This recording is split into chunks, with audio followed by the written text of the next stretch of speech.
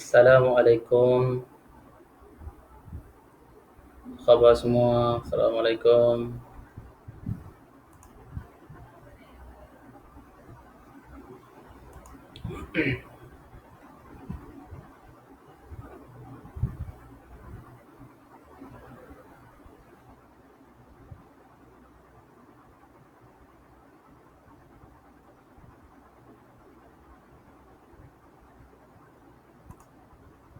Okey, nanti saya tengah cek-cek dulu. Muhammad Ramdhani. Assalamualaikum. Waalaikumsalam. Ahmad Zul Zaidi. Clear, cantik. Okey, boleh dengar suara saya nah? Saya tengah cek-cek kejap. Minta maaf lah gambar macam ni ya, tapi suara okey dah? Hari ni kita buat live. Kita nak cerita tentang Hayatus Sahabah. Kehidupan para sahabat. Gitu. Okey, jom siapa yang ada kita start dulu. Boleh dengar suara saya? InsyaAllah kita nak mula. Clear Ustaz? Okey, cantik. Baik. A'udzubillahi minasyaitanirrajim. Bismillahirrahmanirrahim. Alhamdulillahi rabbil alamin wassalatu wassalamu ala asyrafil anbiya'i wal mursalin wa ala alihi wa sahbihi ajma'in, amma ba'd. Alhamdulillah, syukur kita kepada Allah Subhanahu wa taala kerana dengan izin dan limpah kurnianya Allah Subhanahu wa taala masih lagi memberikan kita ruang untuk bernafas di muka buminya ini, menumpang di muka buminya ini. Mudah-mudahan atas asbab Allah panjangkan umur kita, kita boleh lebih taqarrub ila Allah, dekat lagi kepada Allah, untuk menjadi orang-orang yang beriman dan bertakwa kepada Allah Subhanahu wa taala, insya-Allah. Baik, malam ni saya ditugaskan ataupun diamanahkan oleh pengurusan Masjid Asy-Syakirin untuk mengadakan kuliah Maghrib online di Facebook live. Jadi saya memilih tajuk untuk menceritakan tentang sahabat Nabi, juga sepupu Nabi SAW, iaitu Ja'far bin Abu Talib. Ja'far bin Abu Talib. Kita nak kenal dia dulu, kemudian kita tengok sejarah hidup dia, dan kehidupannya tak panjang. Kehidupannya sampai takat 8 hijrah sahaja. Nabi SAW sampai 11 hijrah, 8, 9, 10, 11, 2 tahun, 3 tahun kemudian Rasulullah pula wafat. Baik, bagaimana tempohnya untuk kita nak ceritakan pada malam ini? Kita ceritakan sikit tentang biodata ataupun biografi ringkas Ja'far bin Abi Talib ini, tentang kehidupannya di Mekah. Dan dia bukan saja duduk di Mekah, rupanya dia juga salah seorang yang berhijrah ke Habsyah. Kita nak tengok, rupanya dia ada tiga kehidupan. Satu di Mekah, keduanya di Habsyah, yang ketiganya baru di Madinah. Cuma di Madinah tak lama. Kita nak tengok yang ini dulu. Baik, Ja'far bin Abu Talib ataupun Ja'far bin Abi Talib. Ja'far bin Abi Talib ialah anak kepada Abu Talib. Abu Talib ni pakcik Nabi lah. Abu Talib bin Abdul Muttalib. Abu Talib bin Abdul Muttalib. Abu Talib merupakan adik-beradik kepada Abdullah, iaitu ayah kepada Rasulullah sallallahu alaihi wasallam, Abdullah bin Abdul Muttalib. Abdullah dengan Abu Talib ni adik-beradik sekandung, adik-beradik satu bapa, adik-beradik satu mak. Maknanya mereka adalah adik-beradik kandung. Adapun adik-beradik yang lain yang masyhurnya, yang biasa kita dengar Abu Lahabnya, yang biasa kita dengar Al-Abbasnya, yang biasa kita dengar Hamzahnya, mereka ni adik-beradik yang satu bapa sahaja, tetapi lain mak. Sebab Abdul Muttalib ni dalam riwayat dia kahwin 5 orang. Dan juga dalam riwayat lain kahwin kata 6 orang. Abdul Muttalib, atuk Nabi ni, kahwin 5 ataupun 6 orang. Tetapi Abu Talib dengan Abdullah, mereka adik-beradik satu bapa dan satu mak. Mak dia nama apa? Mak dia nama Fatimah. Mak dia nama Fatimah. Nenek Rasulullah nama Fatimah. Maka Abu Talib, sebab itulah kalau kita tengok sirah, kenapa Abu Talib yang diberikan Rasulullah SAW untuk dijaga, ataupun Rasulullah diberikan kepada Abu Talib untuk menjaga Rasulullah, sebab mereka ni adalah adik-beradik sekandung, adik-beradik satu mak dan satu bapa. Jadi Abu Talib ini dia ada anak-anak yang lain. yang biasa masyhur kita dengar Ali bin Abi Talib. Ali ni ialah adik kepada Ja'far. Ini kita fokus kepada Ja'far, Ja'far bin Abi Talib. Ali ni ialah adik kepada Ja'far bin Abi Talib. Adik-beradik lah. Mereka banyak adik-beradik yang lain, tapi ni yang masyhur lah. Ali bin Abi Talib, Ja'far bin Abi Talib dan Aqil bin Abi Talib. Ni banyak adik-beradik kepada Ja'far bin Abi Talib. Baik. Bila mana kita sebutkan dengan anak-anak kepada Abu Talib ini, dalam satu tempoh di mana sebelum Nabi SAW menjadi Nabi dan Rasul, ada satu peristiwa yang berlaku, dipanggil satu kemarau. Kemarau ni menyebabkan bahawa tidak ada makanan, tidak ada minuman, menyebabkan mereka ni hidup dalam keadaan yang susah. Cuma yang senang pada ketika itu dalam Bani Hashim ataupun keturunan Nabi SAW hanya 2 orang saja yang dikatakan sebagai kaya lah. Siapa dia? Nabi SAW, kerana Nabi kahwin dengan Khadijah binti Khuwailid. Khadijah binti Khuwailid ni kaya. Jadi Nabi SAW ketika itu banyak harta. Ketika mana ni? Ketika mana dalam keadaan kemarau yang tidak ada makanan, tidak ada minuman. Ni Nabi sebelum Nabi menjadi Nabi dan Rasul. Dan yang keduanya yang kaya pada ketika itu, waktu kemarau itu, pada keturunan Bani Hashim, Nabi SAW dan juga Al-Abbas bin Abdul Muttalib. Al-Abbas ni pakcik Nabi. Al-Abbas ni ialah pakcik Nabi SAW. Jadi 2 orang ni je yang kaya ataupun yang boleh meneruskan kehidupan sebab mereka banyak harta. Akhirnya Nabi SAW memberikan cadangan kepada Al-Abbas untuk mengambil salah seorang daripada anak Abu Talib untuk dijaga. Ni puncanya macam mana Ali boleh duduk dengan Nabi SAW. Inilah sebab kemarau ni. Jadi bila mana Nabi berbincang dengan pakciknya Al-Abbas ini, Nabi kata dengan Al-Abbas, "Ya ammi, wahai pakcik aku, apa kata kita ambil salah seorang, kita 2 orang, ambil 1 orang daripada anak pakcik, iaitu Abu Talib, untuk kita pelihara." Jadi Muhammad ambil 1, Al-Abbas ambil 1 untuk pelihara. Jadi Nabi SAW ambil Ali bin Abi Talib. Ni puncanya Nabi duduk dengan Ali duduk dengan Nabi SAW ketika mana? Kecil lagi. Jadi Ali duduk dengan Nabi sejak daripada kecil lagi. Cuma Al-Abbas memilih Ja'far bin Abi Talib untuk duduk dengan Al-Abbas ini, pakcik kepada Ja'far bin Abi Talib ataupun pakcik kepada Nabi SAW. Maknanya gini. Abu Talib ada banyak anak. Antaranya Ali bin Abi Talib dan juga Ja'far bin Abi Talib. Jadi Ali diambil oleh Nabi SAW untuk dijaga. Ja'far bin Abi Talib diambil oleh Al-Abbas, yakni pakcik Nabi SAW, untuk dijaga. Ja'far dengan Nabi ni berapa beza umur ni? Baik, Ja'far dengan Nabi beza umurnya 20 tahun. Maknanya Nabi SAW dilantik menjadi Nabi dan Rasul pada ketika itu usia Nabi 40 tahun. Ja'far ketika itu usia 20 tahun. Bezanya 20 tahun. Bezanya 20 tahun. Maknanya Ja'far dengan Ali berapa tahun pula? Ja'far dengan Ali beza 10 tahun. Kalaulah Ja'far tadi 20 tahun, Ali 10 tahun. Boleh faham ke pening? Boleh faham ke macam mana? Tak faham, tak apa. Tulis pun tak apa. Dalam komen ni kita boleh tulis. Dalam masalah. Supaya orang yang boleh terlepas tengok tu, dia boleh tahu dalam tu apa benda. Beza umur Nabi SAW dengan Ja'far bin Abi Talib 20 tahun. Okey, dia beza umur Nabi SAW dengan Ja'far 20 tahun. Baik, kita tahu dah ketika itu berlakulah kemarau. Akhirnya Nabi ambil Ali bin Abi Talib untuk pelihara. Al-Abbas ambil Ja'far bin Abi Talib untuk pelihara. Ringkas cerita, akhirnya Nabi SAW pun dilantik menjadi Nabi dan Rasul. Bila? Ketika usia Nabi 40 tahun. Ketika usia Nabi 40 tahun, dan Ja'far bin Abi Talib ketika ni usia berapa tahun? Ketika ini usianya 20 tahun. Jadi kita tahu dah. Dan Ja'far bin Abi Talib merupakan orang yang awal masuk ke dalam Islam. Ni subhanallah. Ramai sahabat-sahabat kita ada Okey, baik, saya minta siapa-siapa yang ada boleh komen. Apa yang kita sebutkan ni, komenlah, boleh kita tulis dalam ruangan komen tu supaya orang lain yang terlepas tu boleh nampak komen-komen tu, dia boleh catch up balik. Catch up cakap bahasa Inggeris.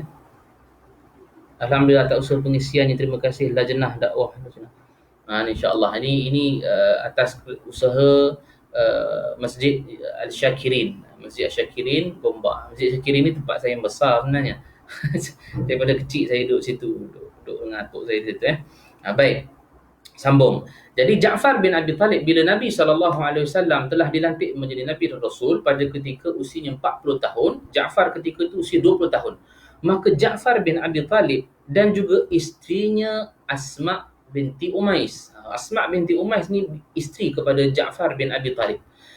Asma binti Umais ni sebenarnya dia juga merupakan isteri kepada Abu Bakar As-Siddiq. Bila nanti setelah Ja'far syahid meninggal, kemudian nanti Abu Bakar dia akan berkahwin dengan Asma binti Umais. Asma binti Umais ni ialah bekas isteri kepada Ja'far bin Abi Talib. Baik. Cuma Abu Bakar ni dia ada 6 orang isteri 6 orang isteri. Asma binti Umais ni isteri Abu Bakar yang kelima. Ada satu lagi isteri yang keenam Abu Bakar. Itu nantilah kita akan cerita tentang hayatus sahabat ataupun kisah kehidupan sahabat yang bernama Abu Bakar As-Siddiq. Hari ini kita nak cerita tentang Ja'far bin Abi Talib. Ini sepupu Nabi SAW dan juga sahabat Nabi SAW yang sangat hebat, yang sangat mulia. Jadi bila mana dah dilantik menjadi Nabi dan Rasul, Ja'far bin Abi Talib, biasa dan adat Ja'far bin Abi Talib ia merupakan orang yang awal masuk ke dalam Islam. Sebab itulah dalam keadaan dia masuk ke dalam Islam, lumrah bila orang masuk ke dalam Islam awal peringkat awalnya, dan Ja'far ni pula bukan orang yang kaya ataupun orang yang ternama. Dia juga diseksa dan diazab seperti mana sahabat-sahabat yang lain pada ketika mana awal masuk ke dalam Islam. Sehinggalah perintah Nabi SAW untuk sahabat-sahabat yang ada pada ketika itu, minoriti sahabat-sahabat Nabi ataupun Islam pada ketika itu di Mekah, minoriti, sangat sedikit. Nabi perintahkan supaya sahabat-sahabat ini berhijrah ke Habsyah. Nabi perintahkan sahabat-sahabat ni perintahkan berhijrah ke Habsyah. Muhammad Ramdhani, Ja'far bin Abi Talib 20 tahun, Ali Abi Talib 10 tahun, ketika Nabi Muhammad SAW berumur 40 tahun. Cantik. Okey, bagus. Muhammad Ramdhani, terima kasih banyak. Boleh komen lagi apa yang kita sebut ni, apa yang saya kongsikan ni, kita boleh sebutkan lagi untuk sahabat-sahabat kita yang terlepas saksikan live pada awal-awalnya. Kita boleh komen lagi.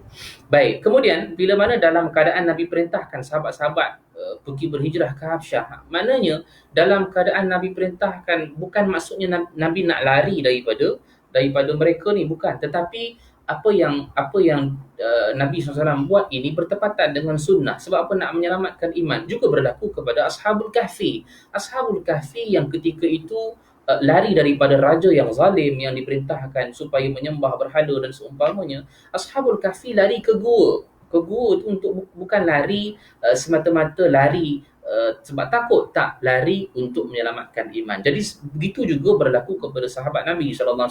Jadi sirah Nabi SAW, hijrah yang pertama bagi orang Islam ialah ke Habsyah. Ke Habsyah ni 2 kali hijrah Islam 3 kali. Yang pertama ke Habsyah, yang kedua ke Habsyah, yang ketiga baru Madinah. Yang ketiga ni yang biasa masyhur 1 Muharram tu, yang biasa kita dengar 1 Muharram detik permulaan, itu hijrah daripada Mekah ke Madinah. Tetapi sebelum daripada Mekah ke Madinah ada 2 kali sahabat-sahabat Nabi ini berhijrah ke Habsyah. Sahabat saja, Nabi tidak. Nabi berada di Mekah. Jadi pada peringkat awal ini para sahabat yang minoriti ini diperintahkan oleh Nabi untuk berhijrah ke Habsyah. Kenapa perintah ke Habsyah? Kenapa kena pergi Habsyah? Kerana di Habsyah ada satu orang raja yang sangat tidak zalim, yang sangat baik hatinya, yang sangat mulia, yang biasanya yang disebutkan dengan namanya An-Najashi. Kita biasa dengar nama An-Najashi ni. An-Najashi ni hebat. An-Najashi ni walaupun dia berpegang kepada agama Nabi Isa alaihissalam. Nabi Isa alaihissalam ialah agama Islam. Cuma pada peringkat awalnya mereka menyangka bahawa Nabi Isa ini ialah anak Allah dan seumpama, Nasrani. Tetapi bila mana Nabi SAW telah diutuskan, automatically An-Najashi ini, Raja Najashi ini, dia berubah kepada apa yang telah dibawa oleh Nabi SAW. Ini kita akan ceritakan nanti bagaimana keadaan Najashi ini dia berubah daripada pemahaman yang mengatakan bahawa Nabi Isa itu ialah anak Allah, berubah menjadi Nabi Isa itu ialah pesuruh Allah. Kita akan dengar begini, peristiwa ini berlaku setelah mana sahabat-sahabat Nabi berhijrah ke Habsyah. Baik, cerita ini diriwayatkan oleh Ummu Salamah. Ummu Salamah ni siapa? Ummu Salamah ni ialah isteri kepada Abu Salamah. Ummu Salamah ni bukan nama dia, Salamah tu anak dia. Ummu Salamah mak kepada Salamah. Dia ni adalah isteri kepada Abu Salamah. Abu Salamah ni nanti meninggal dunia dan Ummu Salamah ni bersedih. Dan ketika itu Nabi nasihatkan kepada Ummu Salamah, wahai Ummu Salamah, doalah kepada Allah, inna lillahi wa inna ilaihi raji'un, Allahumma ajurni fi musibati wa akhlif li khairan minha. Ni doa ni biasa kita dengar kan. Tuan pun boleh baca, boleh amalkan. Ni kita dalam keadaan kita tengah ditimpa ujian oleh Allah, boleh doa ini kalau kita dengar musibah berlaku kepada kita. Sebab Nabi ajar doa ini kepada Ummu Salamah. Riwayat ni riwayat Ummu Salamah. Riwayat cerita hijrah ke Habsyah ni Ummu Salamah yang cerita. Siapa Ummu Salamah? Ummu Salamah ini yang Nabi ajar doa tadi. Inna lillahi wa inna ilaihi raji'un. Allahumma ajurni fi musibati wa akhlif li khairan minha. Siapa yang hafal boleh tulis nah. Saya tak mau balik panjang nanti kan panjang pula cerita. Jadi bila mana Nabi SAW ajarkan doa kepada Ummu Salamah, bila mana dipahamkan maknanya,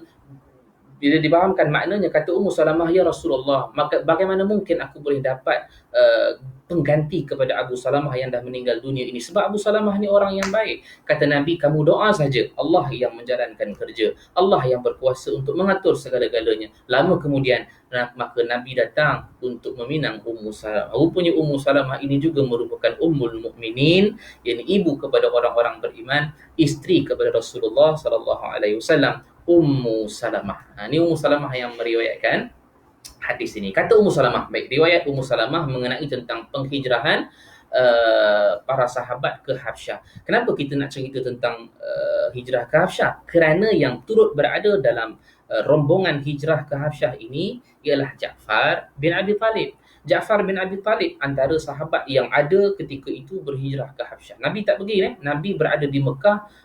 Nabi tunggu di sana kerana menunggu arahan daripada Allah Subhanahu Wa Taala. Baik, kata Ummu Salamah, bila mana sampai saja ke Habsyah, kami rasa seronok. Kami rasa sangat seronok. Kerana apa? Kerana kami dipimpin oleh seorang raja yang sangat-sangat baik, sangat-sangat pemurah, sangat-sangat tidak zalim pada rakyatnya, dan dia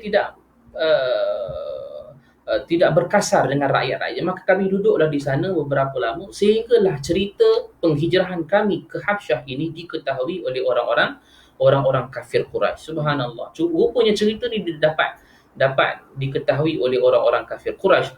Orang kafir Quraisy telah membuat perancangan. Apa perancangan dia? Perancangan dia, kami hantar orang-orang kafir Quraisy hantar 2 orang untuk berjumpa dengan Raja An-Najasyi ini untuk dipulangkan semula para sahabat Islam ini supaya ditangkap dan diseksa di Mekah pada ketika itu. Apa tujuan dia? Tujuannya adalah untuk mengatakan bahawa Islam ini adalah agama yang tak betul, agama yang bukan berasal daripada nenek moyang. Maka orang kafir Quraisy ni telah buat perancangan yang sangat teliti, tetapi perancangan Allah itu hebat. Wa makarullah, perancangan kamu berancang dan Allah juga merancang. Sebaik-baik perancangan itu ialah perancangan Allah. Tak keluar pula ayat dia. Apa ayat dia? Dia tak ingat ayat. Subhanallah. Itulah manusia kan, kalau Allah nak bagi lupa sekejap dia lupa dah. Allah, macam mana ayat dia? Siapa tahu boleh tolong type kejap. Kita merancang, Allah juga merancang, tetapi perancangan Allah itu lebih baik. Wa makaru wa makarallah wallahu khairul makirin. Subhanallah. Perancangan, kita merancang, mereka merancang, dan Allah juga merancang. Wallahu khairul makirin, dan Allah sebaik-baik perancang. Orang kafir Quraisy ni juga merupakan perancangan yang mereka nak buat. Mereka nak buat perancangan apa? Mereka nak buat perancangan supaya datang ke negeri Habsyah itu, minta kepada Raja An-Najasyi, orang-orang Islam yang bersembunyi, supaya diberikan keadaan dalam hidup-hidup, supaya kami nak bawa balik ke negeri Mekah, supaya kami boleh azab dan seksa dia. Tetapi mereka bukan pergi kosong. Subhanallah. Mereka ni membawa satu hadiah yang lumayan, hadiah yang daripada bahan-bahan daripada kulit yang mewah-mewah untuk diberikan bukan saja kepada raja, tetapi diberikan kepada pembesar-pembesar raja. Siapa yang diutuskan orang-orang Quraisy ni? Ini mereka ni belum Islam lagi. Subhanallah, Allah beri mereka hidayah, beri mereka Islam bila lambat.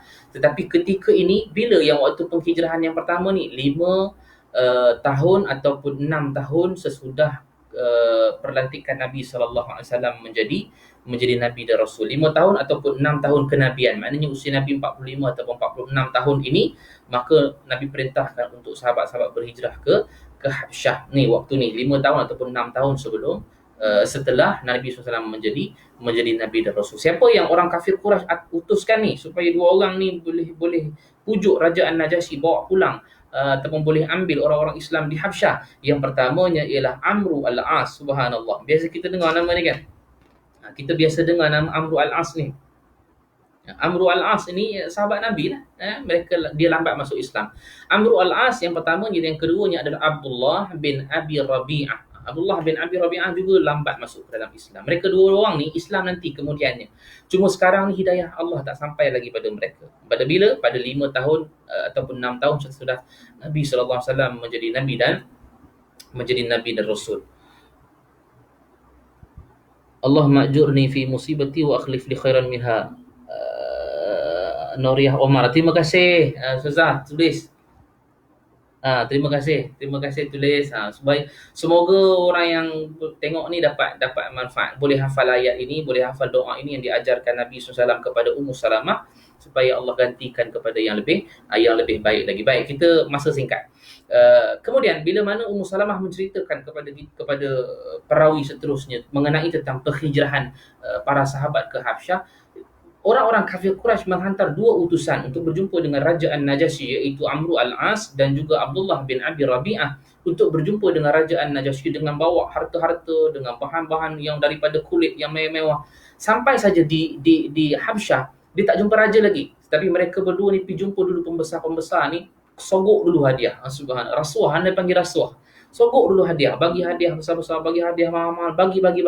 Tapi dengan syarat, kata dia, kami dapat berita bahawa ada satu kaum, dalam riwayat sebut ada satu kaum yang sufah, yang bodoh telah bersembunyi di dalam negeri kamu ini, negeri Habsyah, dan mereka lari daripada agama nenek moyang mereka, yang kita pun tak tahu mereka menganut agama apa. Bukan agama kita, bukan agama kamu, tak tahu agama apa. Jadi nanti kami bagi hadiah ni, setelah mana kami berjumpa dengan raja kamu nanti, kamu tolong backup kami. Ni Amru Al-As dengan Abdullah bin Abi Rabi'ah punya akal cerdiknya. Bila mana kami cakap dengan raja nanti, kamu tolong backup. Backup ni maksudnya iakan sajalah apa yang kami telah sebutkan. Mereka pun kata baiklah. Pembesar-pembesar Raja An-Najasyi kata baiklah. Sebab apa? Okey, sebab mereka dah dapat hadiah. Ni rasuah lah ni. Daripada dulu dah ada rasuah dah. Subhanallah. Jangan rasuah lah. Baik. Kemudian bila mana ringkaskan cerita, akhirnya Abdullah bin Abi Rabi'ah ini dan juga Amru Al-As menghadap Raja An-Najasyi. Maka Raja An-Najasyi mendengar apa 2 orang utusan ini nak cakap. Maka dia cakap benda yang sama. Wahai Tuan, wahai Raja, sesungguhnya telah datang satu kaum yang bodoh yang bersembunyi di negeri kamu, yang kami tak tahu agama apa dianuti. Bukan agama nenek moyang kami, bukan agama daripada agama kamu. Mereka ialah orang yang sesat. Mereka telah lari daripada agama nenek moyang mereka. Maka dengan ihsan, kamu wahai Raja, tolonglah kembalikan orang-orang ini supaya kami boleh bawa kaum ini, supaya kami boleh bawa balik ke Mekah, supaya kami simpan mereka di Mekah. Ni asal akal mereka ni, supaya mereka dapat apa? Mereka dapat kembalikan ataupun mengambil orang-orang Islam yang menyorok ataupun bersembunyi di dalam negeri Habsyah. Mereka ni takut apa? Mereka takut sekiranya kalau raja ni panggil orang-orang Islam untuk menghadap juga raja. Mereka takut tu sebenarnya. Pasal apa? Mereka tak boleh membenarkan orang-orang Islam ini membacakan ayat Al-Quran kepada raja ni. Takut sebab mereka ni bila dengar ayat Quran mereka jatuh cinta. Ni yang Nabi SAW buat ketika mana dakwah secara terang-terangan. Nabi sampaikan ayat-ayat Quran kepada para hujjaj, kepada orang-orang yang pergi haji. Mereka dapat dengar, akhirnya mereka masuk Islam. Sebab yang dibacakan ini bukan syair. Yang mereka bacakan ini ialah ayat-ayat Al-Quran, iaitu kalamullah. Subhanallah, bila mana dengar, hati menjadi cair. Dan ini jugalah yang mereka takut. Dan akhirnya apa yang mereka takut itu sebut tadi dah. Wa makaru wa makarallah wallahu khairul makirin. Mereka merancang, Allah juga merancang. Akhirnya Raja An-Najasyi kata, wallahi, Aku tak boleh bagi kamu bulat-bulat kaum yang bersembunyi di negara aku, melainkan aku nak dengar dulu hujah daripada mereka. Akhirnya orang-orang Islam pun dipanggil oleh raja untuk menghadap Raja An-Najasyi, dan ketika itu datanglah beberapa sahabat, wakil yang disuruh untuk bercakap dengan raja. Siapa dia? Ni sahabat yang kita tengah bincang, iaitulah Ja'far bin Abi Talib. Subhanallah, bila mana kita sebutkan tadi Ja'far bin Abi Talib menghadap raja, Ja'far bin Abi Talib menghadap raja, ketika itu raja nak dengar apa yang disebutkan, benar ataupun tidak dua orang utusan daripada kafir Quraisy benar-benar apa yang dia kata. Akhirnya bila mana Ja'far bin Abi Talib pun bercakap dengan Raja An-Najasyi pada ketika ini.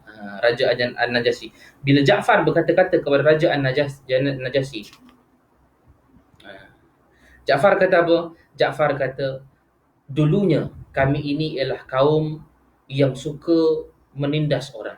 Dulunya kami ini adalah satu kaum yang menyembah berhala-berhala. Dulunya kami menganut agama yang memakan perkara-perkara yang haram, menindas orang-orang yang bawah ni, dulu agama kami.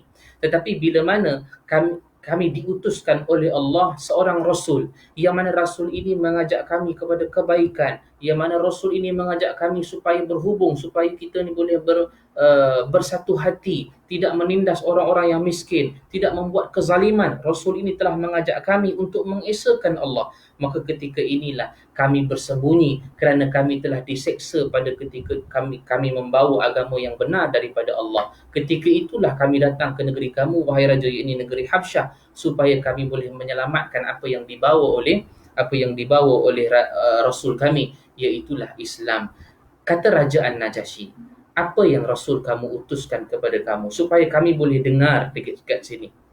Tuan-tuan tahu bila mana Raja An-Najasyi ni dia dengar apa yang disebutkan oleh Ja'far bin Abi Talib ni, bukan raja saja yang dengar. Rupanya dekat keliling raja ini ada rahib-rahib, bagi apa rahib, ada ulama-ulama daripada ahlul kitab, memegang kitab masing-masing, nak menengok, nak melihat benar ataupun tidak yang dibawa oleh Ja'far bin Abi Talib ini. Maka kata Ja'far bin Abi Talib, ya ada. Aku diutuskan oleh Rasul ke aku, yakni Rasulullah sallallahu alaihi wasallam, untuk memperdengarkan bacaan Al-Quran kepada kamu. Maka Ja'far bin Abi Talib membacakan daripada surah Maryam. Tuan-tuan nanti ada masa buka surah Maryam, bagus surahnya. Surah Maryam ini menceritakan tentang Maryam, tentang Nabi Isa, dan awalnya diceritakan tentang Nabi Zakaria, yang mana tidak boleh dapat anak, tetapi Allah Subhanahu Wa Taala nak kurniakan anak kepada Nabi Zakaria alaihi salam. Ketika itulah Allah ceritakan dalam surah Maryam. Maka dibacakan ayat daripada surah Maryam. A'udzubillahi minasyaitonir rajim. Bismillahirrahmanirrahim. Raja ni dengar. Bukan raja saja dengar, tapi ulama-ulama yang lain pun dengar. Malah dua orang kafir Quraisy yang diutuskan orang Quraisy tadi pun dengar juga. Subhanallah. Maka dibacakan ayat daripada surah Maryam, ayat pertama. Kaf ha ya ain sad. Dzikru rahmati rabbika 'abdahu Zakaria idh nada rabbahu nidaan khafiyya, ila akhir. Beberapa ayat yang dibacakan kepada Raja An-Najasyi. Akhirnya dalam keadaan bila dia dengar ayat-ayat ini, dia rasa seronok. Ni bila mana kita baca Al-Quran, orang yang membaca Al-Quran ini menyebabkan hati dia rasa seronok. Bila mana dibacakan ayat-ayat Al-Quran ini, Raja An-Najasyi menangis. Raja An-Najasyi ni bila dengar ayat daripada yang dibacakan daripada Ja'far bin Abi Talib ni, menangis kerana memahami apa yang dibawa oleh dibawa oleh Ja'far bin Abi Talib dengan cerita Zakarianya, dengan cerita Yahyanya. Kemudian selepas cerita tu cerita Maryamnya, ini mak Nabi Isa alaihi salam, bagaimana Nabi Isa alaihi salam dilahirkan oleh Maryam. Akhirnya menangis Raja An-Najasyi. Bukan raja saja menangis, malah seluruh ulama-ulama juga menangis mendengar ayat Al-Quran. Akhirnya Raja An-Najasyi buat keputusan, wallahi aku tidak mahu mendengar lagi dua utusan daripada Quraisy ini untuk mengambil kaum-kaum yang bersembunyi ataupun menetap di Habsyah ini, melainkan aku akan pelihara dia. Akhirnya mereka pun keluar, Ja'far bin Abi Talib dan orang Islam yang lain pun selamat pada ketika itu. Keluarlah Amr al-As dan juga Abdullah bin Abi Rabi'ah dalam keadaan yang sangat marah. Ketika itu Amr al-As membuat satu perancangan. Maka dia kata kepada Abdullah bin Abi Rabi'ah, dia kata, tak tu, besok aku akan datang lagi untuk menghadap Raja An-Najasyi. Aku nak bagi tahu kepada raja apa pandangan mereka ataupun apa mereka punya anggapan kepada Nabi Isa alaihi salam ataupun kepada Isa alaihi salam, kerana berbeza dengan Raja An-Najasyi. Kita sebut tadi kan, Raja An-Najasyi ataupun Nasrani ini menganggap bahawa Nabi Isa ini ialah anak Allah, dan juga Islam tidak menganggap bahawa Nabi Isa ini ialah anak Allah. Islam menganggap bahawa Nabi Isa ini ialah hamba Allah dan juga pesuruh Allah. Maka kerana itulah dia tak puas hati, dia kata, tak apa, besok aku akan datang lagi. Aku akan datang lagi untuk menceritakan tentang apa yang mereka anggap Nabi Isa AS ini sebagai hamba Allah. Maka besok datang. Bila datang, akhirnya menghadaplah Amr al-As kepada raja dan menceritakan kepada raja tentang apa yang dianggap oleh orang-orang Islam tentang Nabi Isa alaihissalam. Maka dipanggil semula. Subhanallah, tak puas hati ni. Dipanggil semula orang Islam menghadap raja. Ketika itu Raja An-Najasyi, kemudian Islam, kemudian Amr al-As dan juga sahabatnya Abdullah bin Abi Rabi'ah. Mereka pun berhujah dan bercakap.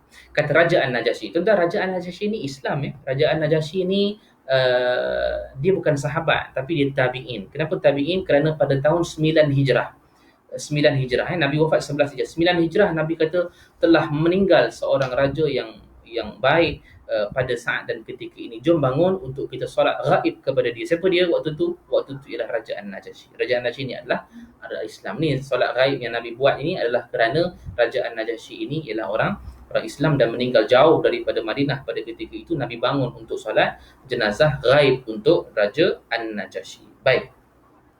Kemudian bila mana Raja An-Najasyi tanya kepada Ja'far bin Abi Talib, apa pandangan Islam mengenai Nabi Isa alaihi salam? Maka Ja'far bin Abi Talib, dia takkan nak menipu. Orang Islam tak boleh menipu. Akhirnya apa yang disebutkan oleh Nabi SAW kepada orang Islam, itulah Ja'far bin Abi Talib sebutkan kepada Raja An-Najasyi. Macam mana nak sebutkan bahawa apa yang telah diutuskan kepada aku, iaitu Rasulullah SAW, menyebutkan bahawa Nabi Isa AS ialah hamba Allah. Nabi Isa AS ialah pesuruh Allah. Nabi Isa AS ialah ruh Allah. Nabi Isa AS ialah kalimat Allah. Dan Allah memberikan kepada Maryam seorang anak pada ketika itu. Maryam ialah seorang perempuan yang anak dara yang masih suci lagi.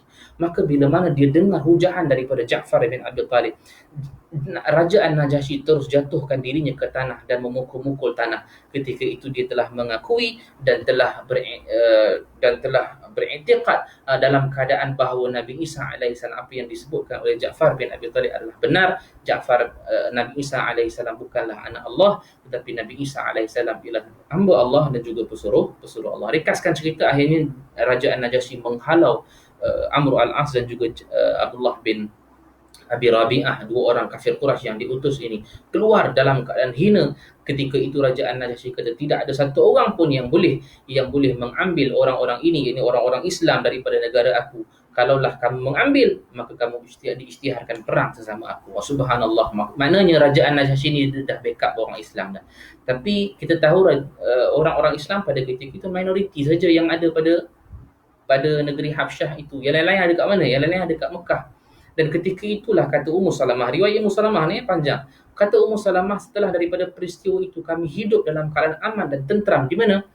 Di negeri Habsyah, dengan raja yang sangat hebat, dengan raja yang sangat baik, yang tak pernah menyiksa rakyat-rakyatnya.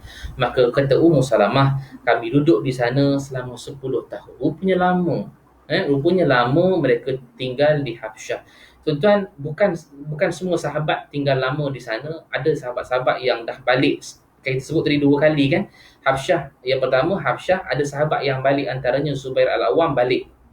Uthman ibn Affan pun balik ke Mekah kerana dapat berita palsu mengatakan bahawa Mekah ketika itu dah aman. Rupanya tak aman. Subhanallah, rupanya tak aman. Ketika itulah mereka berhijrah sekali lagi, dan bila mana mereka mendengar Nabi SAW berhijrah ke Madinah, maka sebahagian daripada sahabat yang berada di Habsyah maka berhijrahlah mereka ke Madinah. Cuma yang tertinggal pada ketika itu ialah Ja'far bin Abi Talib dan beberapa sahabat yang lain. Ja'far bin Abi Talib dan isterinya Asma binti Umais masih lagi berada di Habsyah. Berapa lama mereka berada di Habsyah? 10 tahun rupanya. Bila mereka nak sampai ke Madinah? Ketika mana 7 hijrah. Maknanya dah 7 tahun Nabi duduk di Madinah, baru mereka sampai ke Habsyah. Subhanallah, rupanya lama mereka tinggal di sana. Dan bila mana ada lagi sahabat-sahabat yang diutuskan oleh Nabi SAW ke Yaman. Ada beberapa sahabat yang diutuskan ke Yaman pada ketika itu. Mereka singgah di Habsyah dan akhirnya mereka bersama-sama dengan Ja'far bin Abi Talib. Pada tahun 7 Hijrah, pada tahun 7 Hijrah mereka nak bergerak ke Madinah untuk bertemu dengan Nabi SAW. Sebab apa? Sahabat-sahabat yang berada di Habsyah ni, mereka dengar banyak dah cerita tentang Islam di Madinah. Dah ada pusat pentadbiran Islam di Madinah. Islam telah menang beberapa peperangan, antaranya 2 Hijrah perang Badar, 3 Hijrah perang Uhud, 5 Hijrah perang Khandak, 6 Hijrah perjanjian Hudaibiyah. 7 Hijrah ni rupanya mereka balik daripada Habsyah ke Madinah. Mereka ataupun orang-orang Islam yang berada di Madinah, juga Nabi SAW, mereka balik pada ketika itu mereka telah menawan Khaybar. Maknanya mereka telah menang peperangan dalam peperangan Khaybar bersama orang-orang Yahudi. Waktu habis peperangan Khaybar tu, akhirnya datanglah Ja'far bin Abi Talib, Asma binti Umais dan beberapa sahabat yang lain daripada Habsyah untuk duduk dengan Nabi SAW di Madinah. Maka cerita di Madinah sangat-sangat singkat. Sikit saja pasal Ja'far bin Abi Talib duduk di Madinah setahun saja. Sebab 8 Hijrah tahun depan berlakunya perang Mu'tah. Mu'tah bukan Muta'ah. Muta'ah tu kahwin. Mu'tah ni Jordan lah, satu tempat di Jordan.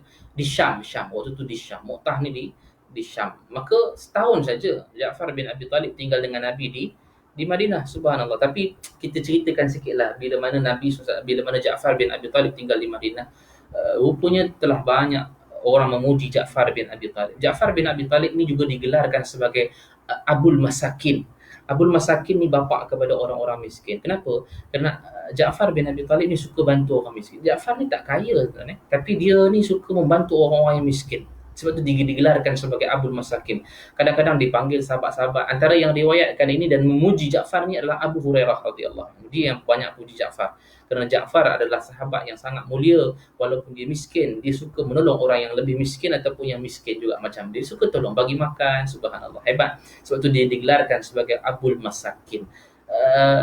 Ada seorang lagi sahabat bernama Zainab binti Khuzaimah. Zainab binti Khuzaimah ni isteri Nabi. Dia juga digelarkan sebagai Ummul Masakin. Ummul Masakin. Tulislah siapa-siapa yang ada dengar tu boleh tulis. Boleh tulis komen kat bawah tu. Ja'far bin Abi Talib digelar sebagai Abul Masakin. Zainab binti Khuzaimah, ini isteri Rasulullah, digelarkan Zainab binti Khuzaimah, bukan Zainab binti Jahsyin. Zainab binti Khuzaimah ni hidup dengan Nabi 2-3 bulan, kemudian Zainab binti Khuzaimah ni meninggal dunia. Dia juga digelar sebagai Ummul Masakin, ibu kepada orang-orang miskin. Siapa yang ada tu boleh tolong tulislah supaya bermanfaat dan dapat pahala lebih sikit. Yang kita sebut tadi, Habsyah, mereka berhijrah ke Habsyah dan mereka menetap di Habsyah selama 10 tahun. Bila mereka sampai ke Madinah, 7 Hijrah setelah perang Khaybar. Maka mereka sampai di Madinah.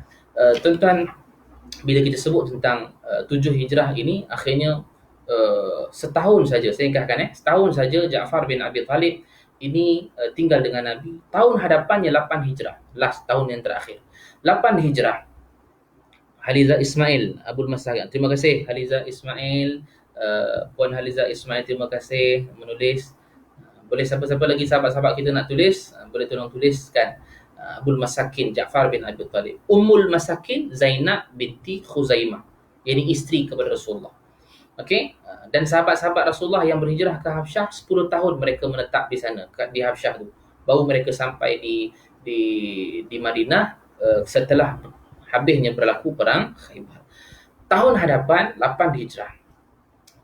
Nabi SAW, subhanallah, ini satu peristiwa yang sangat menyayat hati bila kita tengok dalam kitab-kitab Hayatus Sahabah. Bila mana kita sebutkan berlakunya satu lagi peperangan dipanggil sebagai Ghazwatul Mu'tah. Ghazwah ni perang. Ustaz cakap laju sangat, Muhammad Hardi, nak tulis takut tertinggal pula yang lain, jadi dengar je lah. Tak apa, tulis je. Laju sangat sampai tak dengar aku macam mana? Laju sangat ke tak boleh dengar ke macam mana? Kalau tak boleh dengar, saya kena restart semua dan main balik semula. Okey lah. Tak apa, tak apa. Saya cakap perlahan sikit lah. Baik. Dipanggil sebagai Ghazwatul Mu'tah. Ghazwah ni perang. Sariyah pun perang. Okey, apa beza Ghazwah? Okey, tulis. Ni saya cakap perlahan ni. Apa beza Ghazwah dengan Sariyah? Ghazwah, biasa orang sebut Ghazwah. Ghazwatul Badar, Ghazwatul Uhud, Ghazwatul Khandaq. Ghazwah perang, Sariyah pun perang. Beza antara Ghazwah dengan Sariyah, Ghazwah ni ialah Nabi turut serta bersama-sama dalam peperangan tu. Itu dipanggil Ghazwah. Sariyah perang juga, tapi Sariyah ni Nabi tak turut serta, Nabi utuskan saja. Banyak kadang-kadang yang pergi Sariyah ni Zaid bin Harisah yang banyak mengetuai pimpinan tentera-tentera ni, Sariyah ni. Tetapi Mu'tah Nabi tak pergi. Mu'tah ni Nabi tak pergi, Nabi utuskan saja. Juga saya sebutkan tadi, Nabi utuskan Zaid bin Harisah, antara sahabat yang awal memimpin Islam. Tetapi kenapa dipanggil Ghazwah? Kerana Nabi tengok ataupun dapat khabar live dan dapat khabar secara terus daripada Jibril tentang apa yang berlaku pada peperangan Mu'tah ini. Nabi tak pergi Nabi tak pergi. Tapi kenapa dia panggil Ghazwah? Kerana Nabi dapat dengar secara live ataupun dapat dengar secara terus mengenai tentang perang Mu'tah, walaupun Nabi tak pergi. Sebab itu digelarkan sebagai Ghazwatul Mu'tah, iaitu peperangan Mu'tah pada tahun 8 Hijrah. Ni cerita yang terakhir tentang Ja'far bin Abi Talib. Baik, kata Nabi SAW, bila mana diutuskan sahabat-sahabat untuk pergi ke Mu'tah,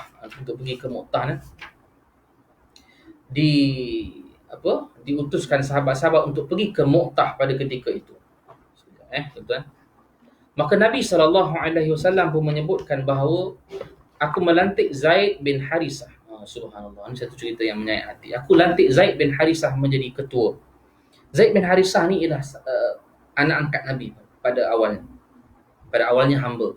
Kemudian dia menjadi anak angkat Nabi. Kemudian apa sahaja yang Nabi buat, semua Nabi berikan kepada Zaid bin Harisah. Sebab tu Zaid bin Harisah ni digelarkan sebagai Hibbi Rasulullah, kesayangan Rasulullah. Sebab tu seronok bila mana Zaid bin Harisah ini digelarkan sebagai Hibbi Rasulullah. Apa sahaja pun mesti Zaid bin Harisah dulu.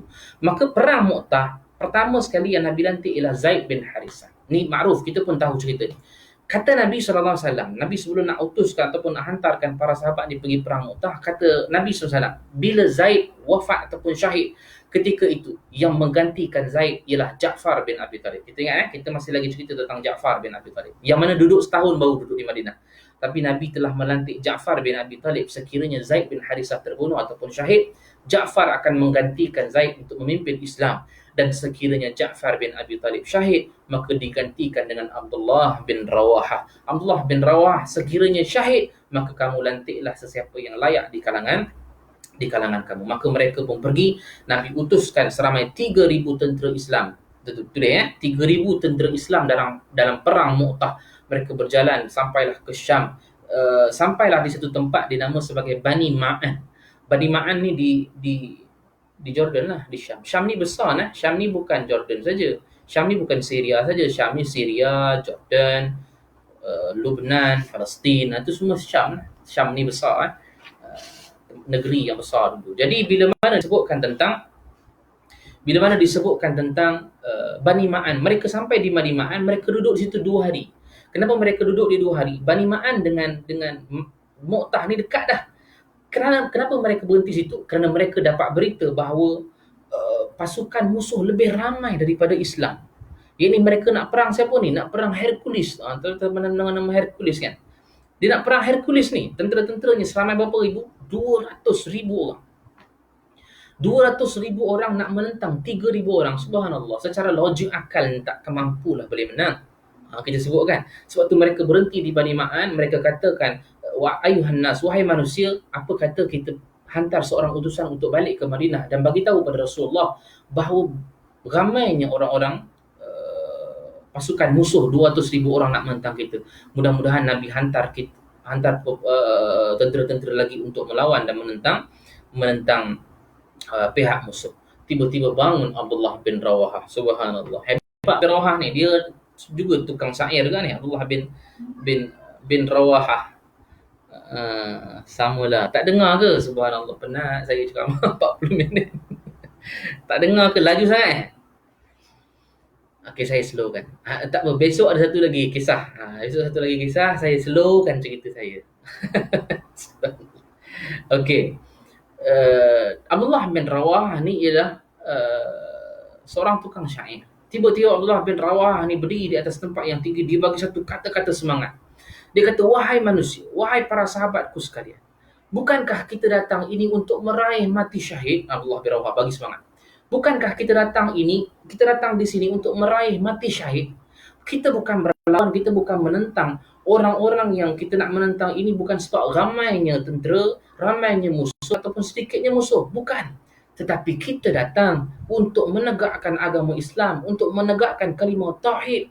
Maka marilah, fataqaddamu, maka majulah, kata Abdullah bin Rawah.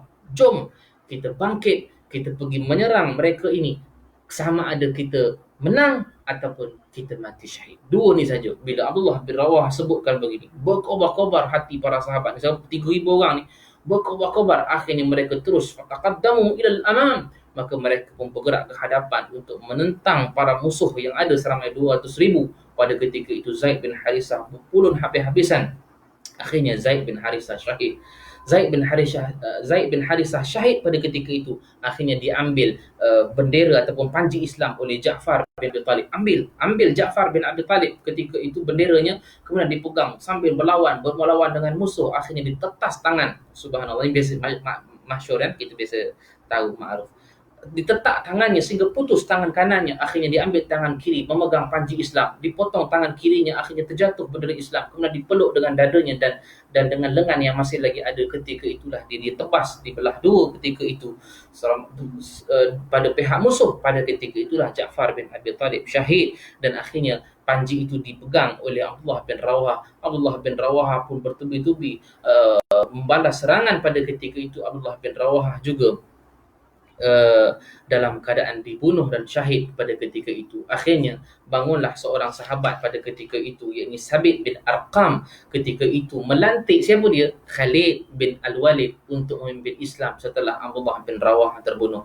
Maka Khalid Al-Walid pun pada ketika itu mengambil panji, kemudian dibuatkan satu strategi untuk menentang pasukan-pasukan musuh. Akhirnya Islam berjaya menang di dalam perang Mu'tah. Subhanallah, hebat Khalid Al-Walid ni. InsyaAllah kalau ada masa kita akan cerita pula tentang kehebatan Khalid Al-Walid. Akhirnya bila mana cerita ini diceritakan oleh Nabi SAW. Cerita ini telah Nabi cerita di Madinah ni, ketika ni sahabat-sahabat dengar. Dan bila mana Nabi ceritakan para sahabat, Zaid telah syahid, Ja'far telah syahid, Abdullah bin Rawahah telah syahid, Islam menang pada ketika itu, diketuai oleh Khalid Al-Walid. Ketika itu Nabi jatuhkan air mata, mengalirkan air mata, berguguran jatuhnya air sampai basah janggut Nabi pada ketika itu. Kerana apa? Kerana ketika itu Zaid bin Harisah, anak angkat Nabi, telah pun wafat. Ja'far bin Abi Talib, sepupu Nabi, telah pun wafat. Abdullah bin Rawahah, sahabat Nabi, telah pun wafat, syahid pada ketika itu. Ketika itulah Nabi SAW menuju ke rumah Ja'far bin Abi Talib pada ketika itu. Ja'far bin Abi Talib.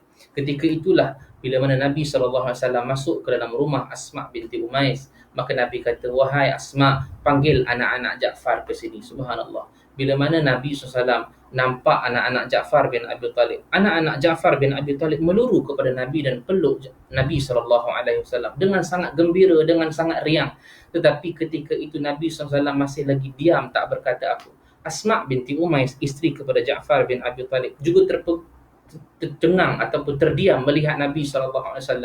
Kata Asma binti Umais, wallahi aku tebus mak dan ayah aku ya Rasulullah. Adakah kamu dapat berita tentang Ja'far dan juga sahabat-sahabatnya? Ketika itu Nabi SAW menyebutkan bahawa kami dapat berita bahawa Ja'far bin Abi Talib telah pun syahid dalam medan perang pada ketika ini. Maka ketika itu Asma' binti Umays mengalirkan air mata, menangis teresak-esak kerana sedih suaminya telah syahid di medan perang. Anak-anak yang gembira tadi dalam keadaan seronok bila Nabi memeluk mereka, anak-anak tadi pun terdiam seketika melihat maknya yang dalam keadaan menangis pada ketika itu. Kerana itulah bila mana Nabi SAW datang melihat Asma' binti Umays dan anak-anak Ja'far, memberitahukan tentang berita kewafatan ataupun syahidnya Ja'far bin Abi Talib, mereka sedih. Dan akhirnya Nabi SAW pun pergi ke rumah Zaid bin Harisah, dan ketika itu Nabi menuju kepada anak Zaid bin Harisah bernama Ruqayyah binti Zaid. Pada ketika itu Nabi peluk Ruqayyah binti Zaid dalam keadaan Ruqayyah pun menangis, seolah-olah Ruqayyah tahu bahawa ayahnya juga telah syahid dalam medan perang. Pada ketika itulah Nabi SAW juga mengalirkan air mata. Pada ketika itulah sahabat tanya, "Ya Rasulullah, tangisan apakah ini?" Maka Nabi pun menjawab dalam keadaan, inilah tangisan kekasih